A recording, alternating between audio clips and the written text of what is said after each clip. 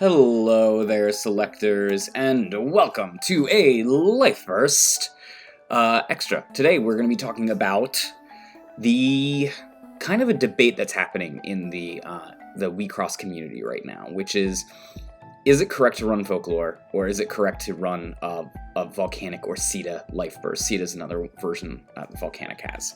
And this conversation, I think, is actually going to get quite deeper in set 04. Because we see more versions of the Lifeburst and better versions of the Lifeburst that I'm showing on the right side of the screen here with Volcanic and Bow.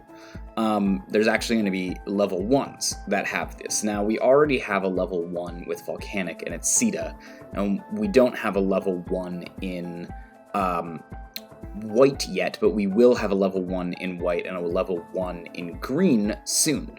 So it's worth bringing up these things now, just ahead of time. Or shall we keep the good old folklore, which was a classic? It's been around forever, I think since set 1, at least. Maybe even, set 1. And it has been incredible in the past. And not only has it been incredible, but we have even more versions of it now. We have a white version and a green version as well, in Akufuku and RM Light code art. So the question here is, what exactly happened that makes folklore less good, or at least appears less good? Is it less good? Is another very confident question you can have.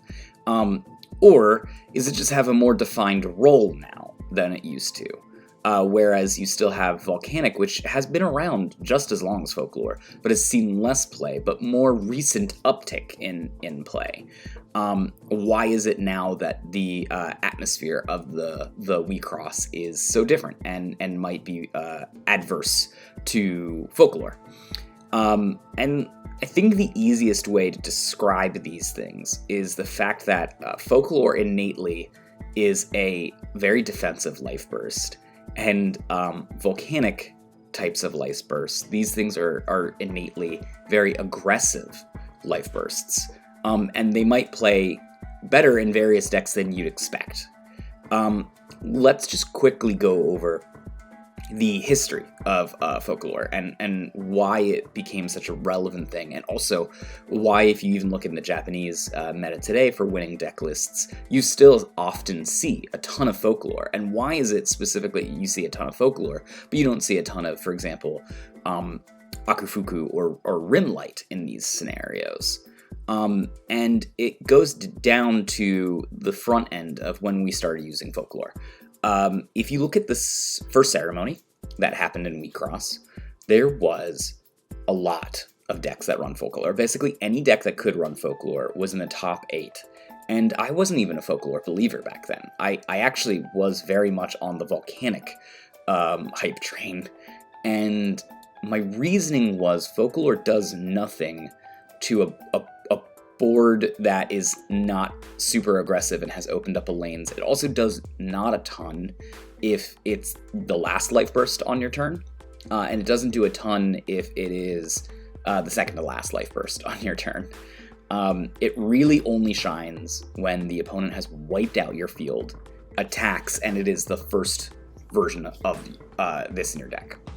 It's also worth noting, just for a little bit of data here, that you need about 6 types of effects in your decks with Lifeburst to reliably see them 1 time per game, which means that folklore, when it first came out, it was a 4 of. So it wasn't even, you weren't even going to guaranteed see it once every game, more or less, with the way that fractions and statistics work.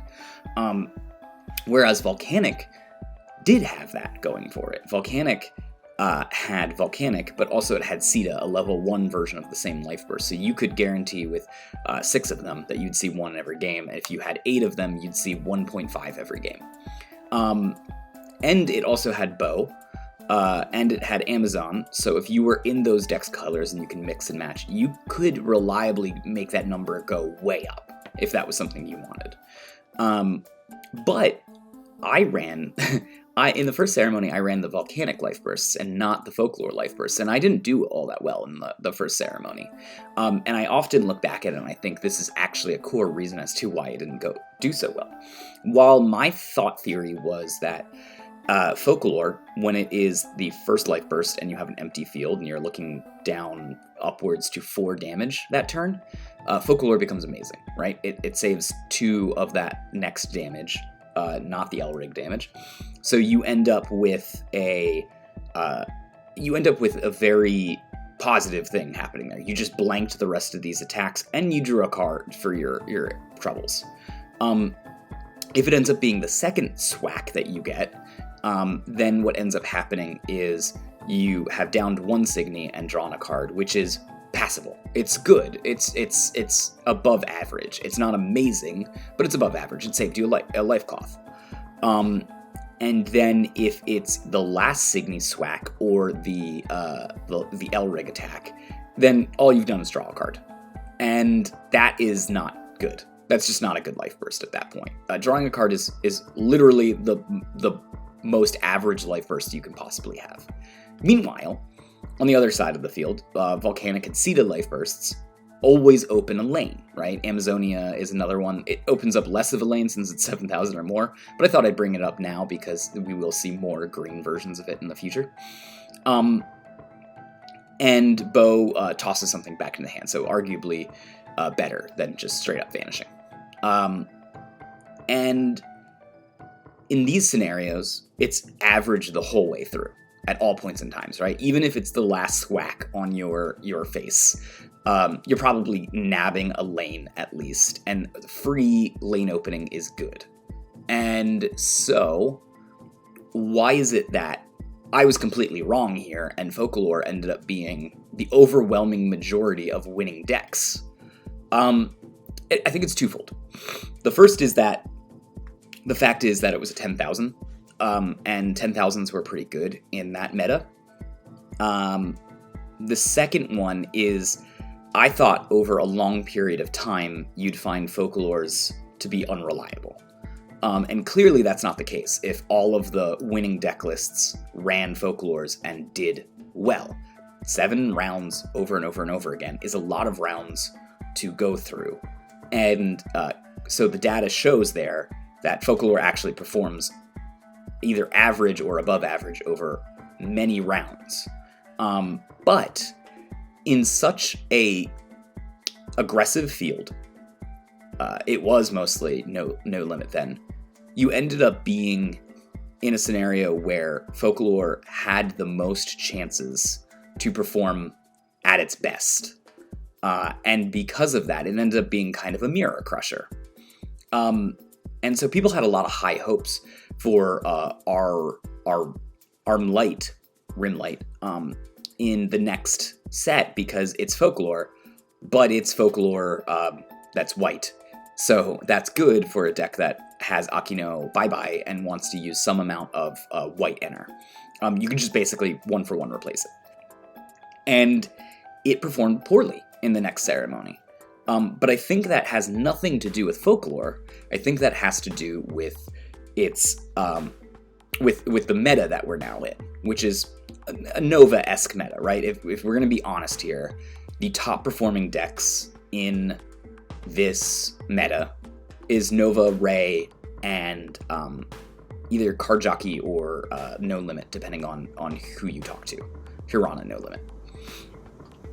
So, once you recognize that Folklore still performs its job admirably, but is not kind in its current meta, because it isn't a super aggressive meta, it's a third aggressive meta, whereas the meta prior was 100% aggressive, it starts making it come to focus that maybe it's not necessarily the card, maybe it's the meta. But another thought is it might also just be the decks that want to use it. Maybe the correct move for people who want white in their deck and also want to use some kind of Lifeburst might be Bow instead. It could be Volcanic, don't get me wrong, or Sita. Both these things hit a key number, which is 8,000, for free, by the way. And 8,000 is Ishikiri Maru and Typo. These are core pieces to the Nova wall itself. So if you can break these holes for free, mind you, in the aggressive deck, then you really are getting damage through when you really shouldn't get damage through on Nova. It's a free win, basically. It's like kind of like cheating. And that's why these cards might be better positioned right now than they used to be. Now, that's not to say they didn't see any play prior. There was some no-limit decks that played it, but really the decks that played it were green-red stompy decks. Green-red stompy decks had an issue where most of their removal cost 2 towards the late game. So what they ended up doing was using these Lifebursts as ways to pseudo aggro and pseudo put a clock out a little faster. And they ran up to 12 of these types of Lifebursts. So it was a thing that was a well-known tech then. So I think it's not so much is Focalor's reign over, and more like I think aggro and mid-range have more defined roles now, and if they decide to put a Focalor type Lifeburst in their Lifeburst, they are choosing to be the slower deck. And if you are choosing to be the slower deck, Folklore is still much better. It's not actually as bad as you think it might be either.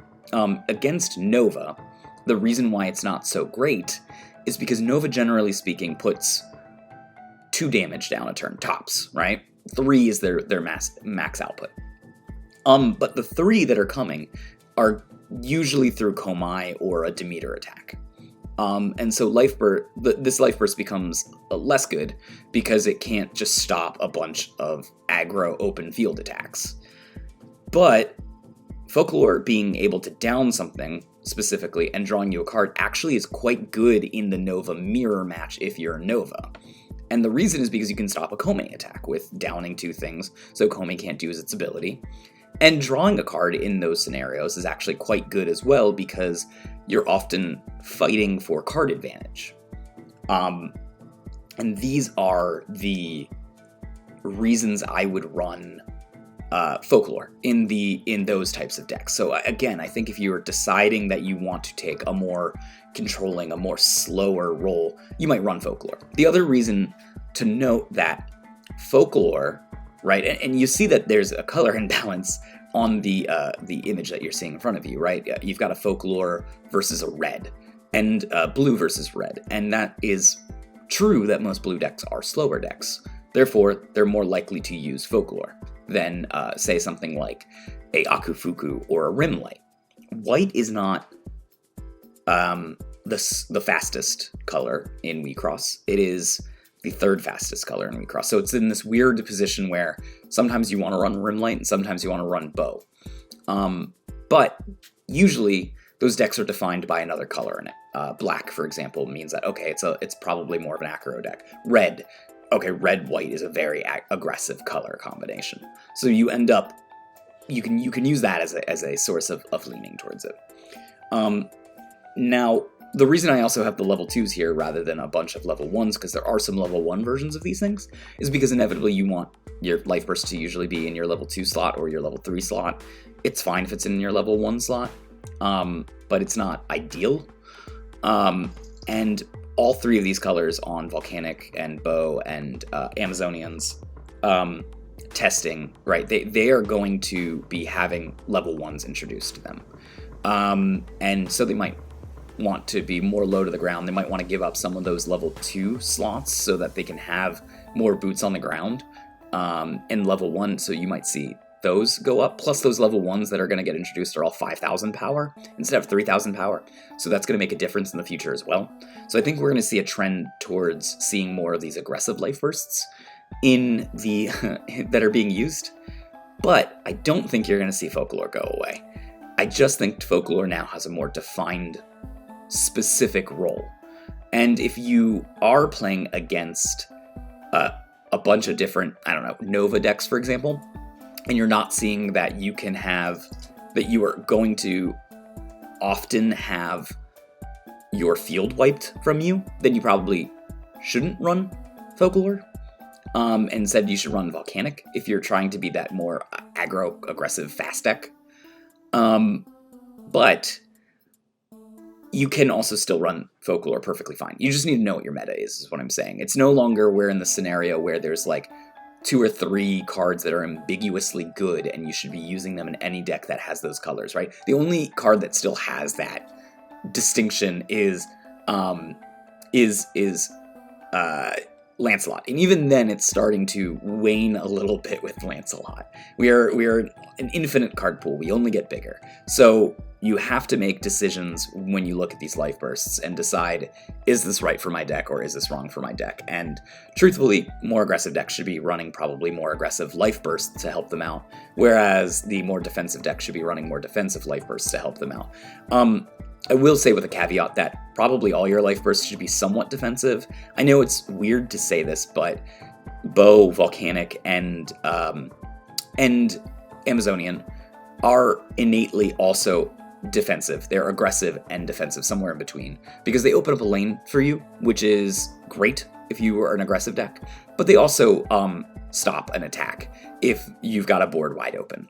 They can potentially save you a life cloth damage. So they're still better than some of the other aggressive life bursts. Like there's life bursts that just power up your Signies when you get hit with it, and those are no good, right? And those are more aggressive. So I still think you need to think defensively whenever you think of your life bursts, but I think there's room to consider these in your deck and to consider these as your part of your quote-unquote removal suite. Anywho, that's just it. I would love to know all of your guys' thoughts on these types of things, whether you think the Reign of Focalor is over, whether you think you full-on swapped over to an aggro life burst mindset, or whether you think there's some mix between that needs to be done in decks and a ton of balancing. Just let me know. And thank you guys. May you always flip a Focalor or Volcanic Life Burst.